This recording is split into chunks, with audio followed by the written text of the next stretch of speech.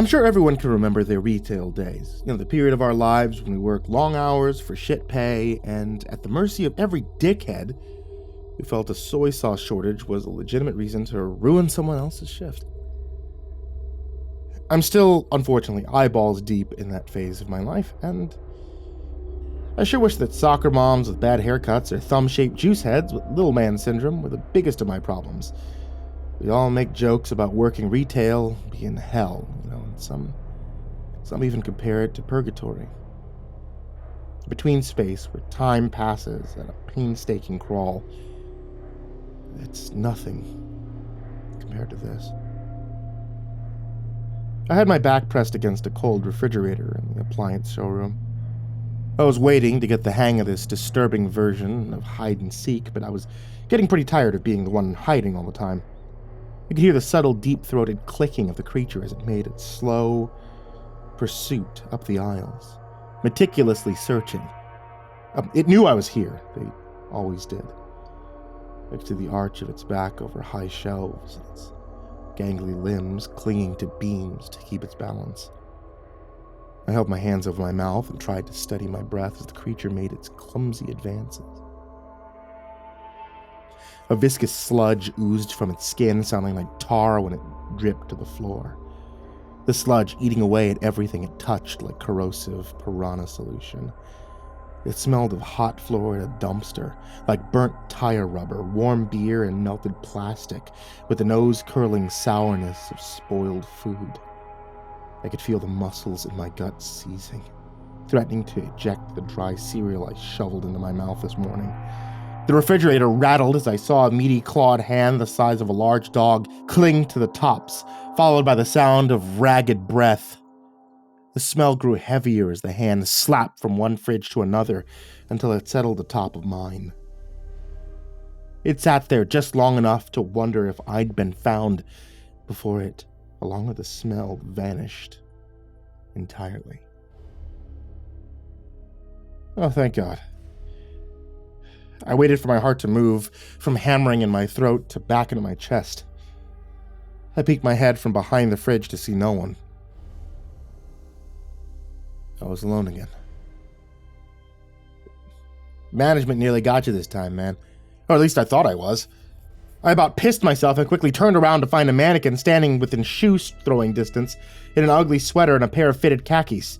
Fred, Jesus Christ, I told you to start announcing yourself. I mean, I could have, but then you would have ended up as Shirley's lunch. I know what everyone would be thinking about now. Oh, this guy is hiding from monsters and talking to mannequins. He's probably nuts. And yeah, you'd probably be right, but consider this first. I work retail. I deserve to be crazy. So, reserve all judgments for now. The mannequin, Fred, swung his body from side to side, stiffly waddling over to me. So what'd you do to make her mad this time? Breathe too loud, sit too long? I stood up and dusted the lint bunnies from my pants. Fidgeting with a sign sticky tab, I said. Yeah, that'll do it. She got Juan earlier. Poor bastard, didn't even see her coming. Fred looked like a life-size Ken doll and spoke with a New York accent. His mouth never moved, though.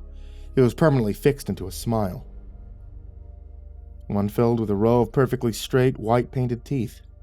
But his eyes, those moved. They seemed to follow you. It was like one of those spooky old paintings where the eyes seemed to track you around the room, no matter where you went. It was a little creepy. Donkey tattoo, Juan? I liked him. He didn't give me as many stink eyes as the others. Yeah, well, he's got no eyes to stink with anymore. Squashed like a watermelon. Kersplat!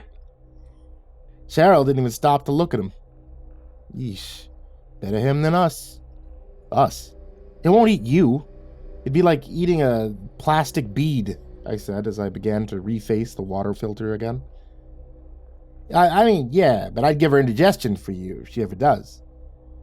Fred made an attempt at putting his hands on his hips with an awkward rubbery squeak. How noble of you. If Fred had been endowed with the gift of face muscles, he'd probably be wearing a shit-eating grin. Hey, it ain't easy being a hero.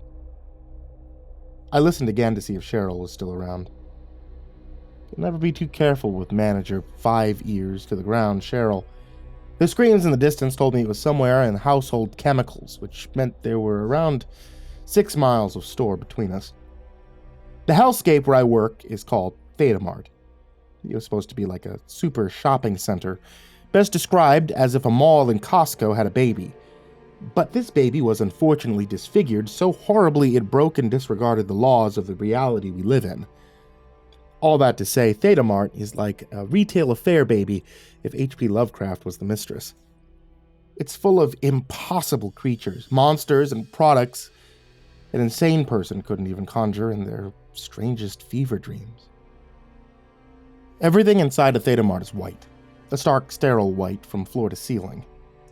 With shelves that stand several tall men high, there's the lingering smell of cheap plastic in here, and the only thing piercing the constant mind-numbing silence is the distant sound of tinny elevator music that seemingly comes from everywhere and from nowhere. The tune feels so familiar, just not enough to place or follow. If that wasn't chilling enough, the screams that abruptly break the silent hours when management is close by is frightening enough to start the heart of a dead man. Which is why it was so strange when first a momentary blanket of silence fell over the store, like what they do for memorials. It was an oppressive, drawn-out stillness before being broken by a voice erupting from the invisible speakers. "Max, there's a call waiting for you on..." The page was followed by a shrill garble that sounded like Jabba the Hutt was being choked on rocks before it went silent again. I looked at Fred. "What the fuck was that?" "You got a page, man. You gotta answer it." "How? There's no phone in this department." The nearest working phone that I knew of was in electronics, which was about 6 or so miles away. I just cut my losses and throw myself from the highest shelf. There was no way I'd make it without being maimed or eaten before getting there. As absurd as this place is, I don't think trekking over toys and finding a Playskool Elmo and Friends smartphone would cut it either. "Well, I won't stop paging you till you answer it. Trust me, you're gonna want to answer it." What happens if I don't?" He doesn't respond and instead stares silently for a moment. "Hello?" He lunged forward and snatched my phone. "Hey!" I swiped to get it back, but Fred was quick for a guy with limited mobility. "Sorry, pal, you'll thank me later." He began to speed waddle away. I actually had to run after him just to keep up, which was impressive considering his legs only moved in 2 directions. Fred, I can't leave without my..." He disappeared, heading deeper into the store. Man. Considering the short time I've been here, I've learned a lot about this place and how it operates. Sort of. In the grand scheme of it all, I probably know absolutely dip squat, but because of these dubious guidelines, I've made it far enough to share this. Stay away from the other associates. They may look like people or potential survival partners, perhaps the last anchor you could hold steadfast to sanity with, but they are absolutely definitely not. Far from it. Avoid them at all costs. They may have been human once, but they certainly aren't anymore. Considering the short time I've been here, I've learned a lot about this place and how it operates. Sort of. In the grand scheme of it all, I know absolutely dip squat, but because of these dubious guidelines, I've made it far enough to share this. Stay away from the other associates. They may look like people or potential survival partners, perhaps the last anchor you could hold steadfast to sanity with. But they are absolutely, definitely not. Far from it. Avoid them at all costs. They might have been human once, but they certainly aren't anymore. The areas that turn yellow, or the zones of the store that are more decrepit than the other areas, and are more prone to management activity. That's what Cheryl is. The denizens of this place are known as management. The higher the status, the nastier they are. Be sure to follow the first 2 rules, no matter what. The areas that turn yellow, or the zones of the store that are more decrepit than the other areas, are more prone to management activity. That's what Cheryl is. The denizens of this place are known as management. The higher the status, the nastier they are. Be sure to follow the first 2 rules, no matter what. and it'll make life a lot easier. Funnily enough, Fred actually bestowed upon me a lot of the knowledge I've accumulated about this place, which pisses me off even more when I had to actively choose to break all 3 rules. Fred, this isn't funny. I don't have time for your crap. I continued walking at a brisk pace, following the distant taps of hollow dress shoes. All around me, the fluorescent lights became yellower, more tarnished. They flicker and hum overhead, and some blown out completely. There are pillows and overturned furniture, soggy boxes, and broken glass strewn about the linoleum. The smell of stale old couch, stuffing, and mildew penetrated the air and hung like a wet blanket, making it slightly uncomfortable to breathe. I walked beneath a hanging sign saying in bold blue letters, "Home and Decor." Crap. I found myself reconsidering how important my phone really was. I mean, I could just buy a new one, sure. The other one isn't even paid off yet. But is it really worth being eaten or squashed or whatever it is monsters do to people? A scrawny college student sustained purely off of ramen and espresso can't taste that good, right? Just when I talked myself into abandoning my phone with every puppy pic of my dog I'd ever taken, I felt eyes fixed on me. I'd been spotted. Maxwell. Shit. I slowly turned around to find looming over me was Nosferatu.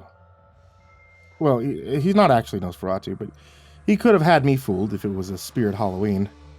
Ralph, you look, alive today? Ralph's skin clung to his skeletal frame like wet toilet paper. The white of his eyes were as sunken and yellow as the lights around us, and his apron identical to mine, covered in various stains of several concerning colors. I tried my best not to stare at them as he leaned down and hovered closer to my face. His irises glistened, a gloss milky white with something swirling behind their film. Why aren't you in your department, Maxwell? Now would have been an amazing time to be great at lying, but I wasn't much of a talker at the best of times. I was getting... My eyes began frantically darting around for a sign or... Milk! Milk. Yeah, milk. Can't have my bones breaking on the job, right? I made an attempt at a playful punch, but Ralph was so much squishier than he should have been. I felt my stomach lurch when my fist sunk through his arm and into his torso like a damn slime-filled stress ball. Except instead of alleviating stress, he made it so much worse. He stared at me for a moment in unimpressed silence. Ralph was a supervisor. Not only that, but I managed to piss him off twice in my first week. Needless to say, he's far from my biggest fan. He also makes me really uncomfortable. You're heading in the wrong direction. Oh, really? Sheesh, I'm still kidding. Turned around in 3 weeks, I still have no sense of direction. Typical Max! I took a step back. Well, I better be on my way now. Looks like I've got to walk to ways. I'll call for assistance. No! Lying wasn't working. Try being honest. Why's that? You're gross! Too honest. He said nothing. I mean, grossly understaffed. You look like you're barely holding on to those dang staff shortages, right? I don't want to impose. Nailed it. He continued to eyeball me for a tiny eternity. All I could do was stand there and sweat. Maybe if I don't move, he'll leave. Like a T-Rex. Unfortunately, Ralph didn't follow predatory chicken rules. He took a step back and very slowly started opening his mouth. It stretched and cracked like the Conjuring house with osteoporosis. His teeth were rotting and twisted, and his tongue was a sickly purple color. If I wasn't running on 3 hours of sleep and 2 Red Bulls, I probably would have started screaming like a kid in a haunted Chuck E. Cheese. Just as Ralph took in an impressively deep breath to shriek or howl or whatever awful sound that supervisors make to summon managers, I saw my phone fly out of seemingly nowhere with the momentum of a bullet. It twirled wildly like an iOS throwing star and very effectively caved in the right side of Ralph's face. He fell to the floor with a tragic plopping sound that reminded me of a soggy banana peel landing in a puddle. Booyah! Fred sprung out from behind a love seat and started doing an awkward victory dance. Should have tried out for the Yankees. Hopefully, you have some reflexes to go with that throwing arm. You're lucky I don't do the same to you for running off with my phone. Ah, come on, Maxie. I gotta get you moving somehow. I didn't respond. Instead, I leaned down and plucked my phone from Ralph's caved-in dome. It came free with a moist snick.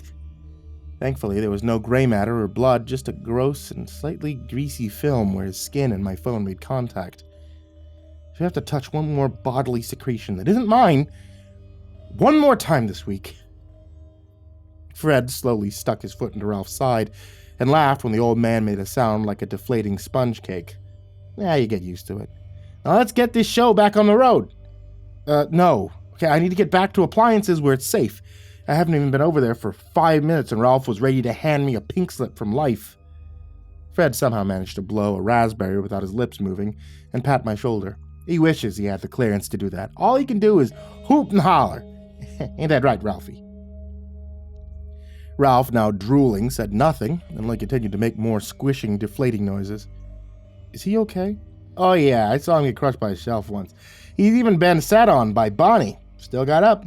He's totally fine, too. I'm sure he enjoyed getting sat on more, though. Sly dog. Wow. I know, right? It's all about that bass. I respect that. No, I mean, does he just not die, or does he not have bones? He looked back down at Ralph, then back at me. Well, he got something. How the hell did he get a squash-proof card? What, you want one too? Trust me, you don't want what he's got. Shit's probably terminal. What's that mean? Fred did something that looked like he was trying to shrug. Trying and failing. He also had the nerve to take another swipe at me in an attempt to grab my phone again. I jerked it away just in time and slapped his plastic hand away. If you don't cut it out, why'd you bring me here anyway? You hate home and decor. Fred looked like he was about to say something. Seemed to buffer, then looked back down at Ralph one last time. Well, my original plan was to ask Grandpa Puddin' here if he still happened to have a phone, but I doubt he'd tell us now. Guess we go to Plan B. What's Plan B? I asked. Fred answered this by taking another swipe at my phone. I stuck it in the air as high as I could manage. Hey! God, you're worse than a 3-year-old today. What the hell, man? I've seen Fred do some pretty weird stuff, aside from the living mannequin thing. All it took was a fraction of a second for me to blink for Fred to be gone with my fucking phone again. I looked at my empty hand, then over my shoulder at him, booking it down the aisle. Before I could sputter the creative string of swears I had threaded together, just for Fred's ears, the store was plunged into silence once again. It lasted a few seconds longer than before. Max, there is a call waiting for you on... The horrible sound it made was louder. So much louder this time. I slapped my hands over my ears and could feel the sound vibrating in my chest. It only lasted for a moment, but that's all it took to leave me with an annoying ringing in my ears. So that's what he meant. Now begrudgingly coming to terms that this shift was going to be a probably very dangerous trek across the store, I looked back at the now deflated Ralph. Within moments of being clocked with my phone, he looked like a snake was running around in a human suit, and shed him at some point. I almost wanted to feel bad, but he was a dick, and I thought better of it. I instead opted to start going through his pockets. Let's see. Food tokens, box cutters, new blades. Sure, those will come in handy. I made the mistake of losing my pocket knife on my first day to the disembodied appendages that live under the shelves in aisle 12 and 16. Don't ask. That's a story for another time. I clicked up the blade, and the thing extended to almost 4 inches long. How many newbies like me have you used this thing on, Ralph? Because I certainly haven't seen you open any boxes. I stood, gave him one last squishy nudge with my foot, and went to go find the stupid mannequin. The home and decor department almost reminded me a bit of a decrepit thrift store. The musty smell of old used things and old used people. Ralph fit in perfectly with the washed-out background that was bathed in piss yellow, but I also couldn't help but wonder why did this side of the store look as awful as it did. There were even water stains on the fiberglass ceiling tiles way up above.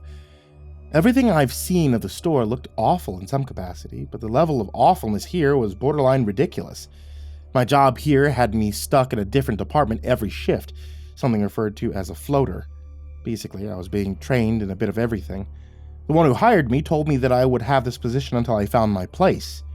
I thought that statement was strange because I was only supposed to be here for about 4 months. At one point, I was certain I'd stay longer. $20 an hour for a retail gig? That sounded like cake. But now I find myself wondering if I'll even last that long. You've been standing there for an awfully long time, Maxwell. The sound of a woman's voice hung itself in the air and arrested my attention.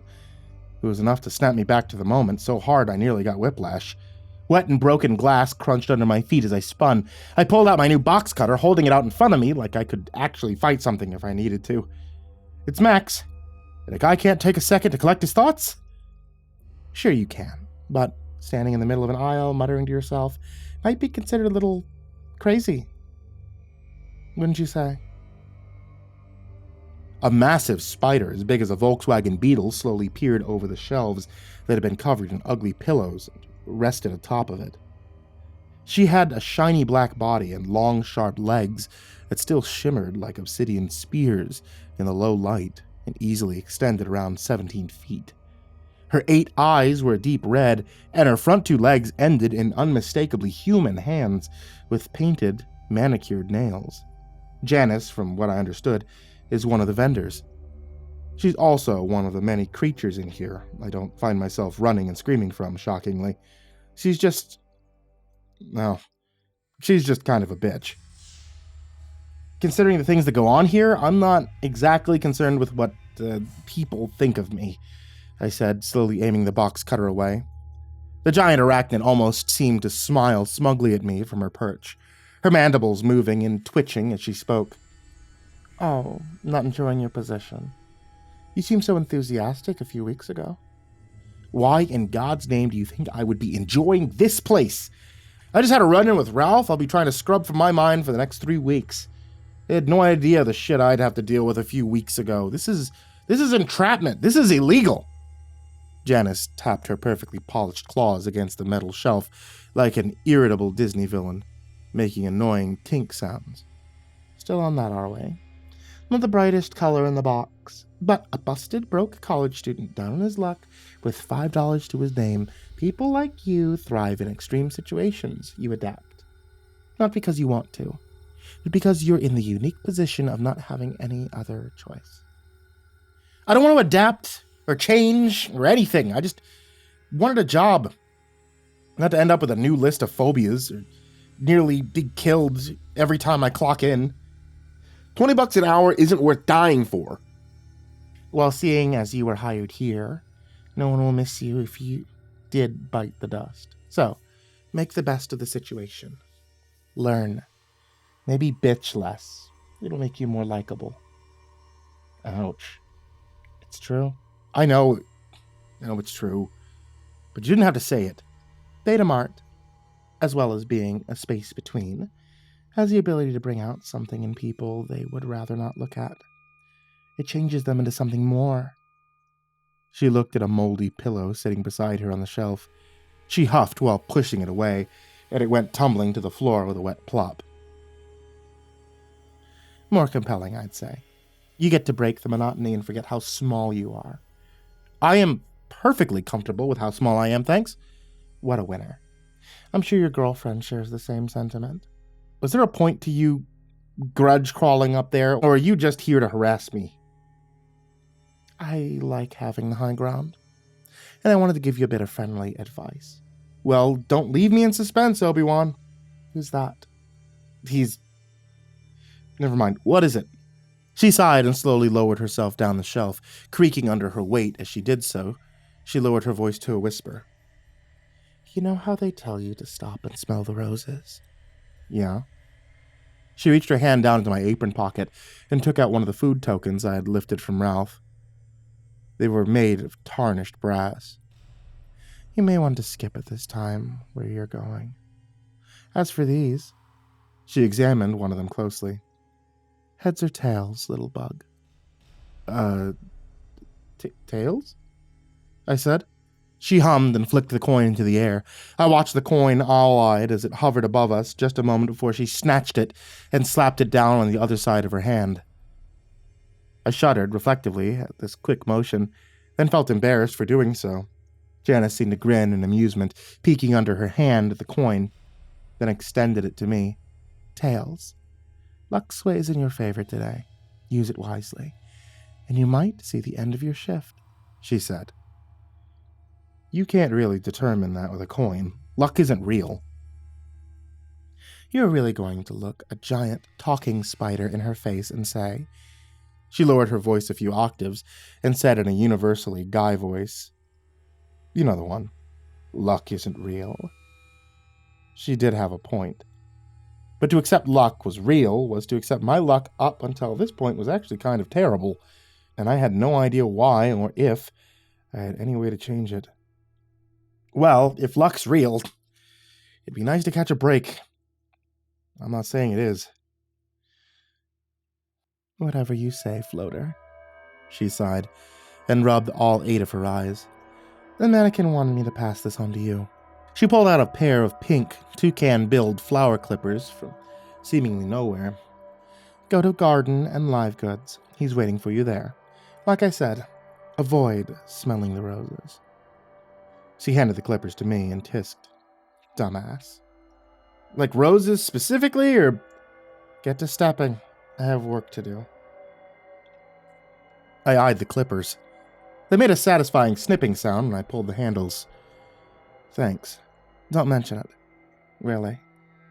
In typical spider fashion, she crept back up the shelf and disappeared over the other side. Now, if every spider is as rude as she is, I don't know if I feel quite as bad as I used to, and I would bring a shoe down on them. I stuck the clippers into my apron and began to head in the direction I was pretty sure was Garden.